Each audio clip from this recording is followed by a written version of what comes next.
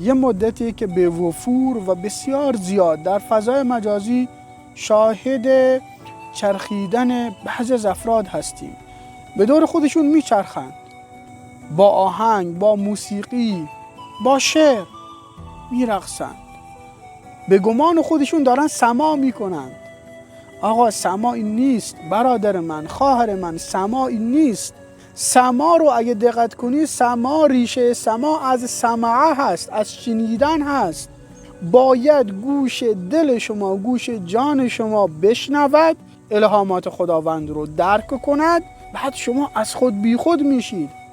نه اینکه هر کی از راه میرسه شروع کنه به چرخیدن، بعد بگه که من دارم به عرفان میرسم. آقا این عرفان نیست، اینجوری به آرامش نمیرسید.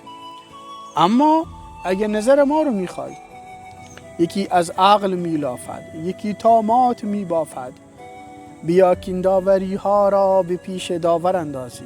بهشت عدن اگر خواهی، بیا با ما به میخانه، که از پای خمت روزی به حوض کوثر اندازی.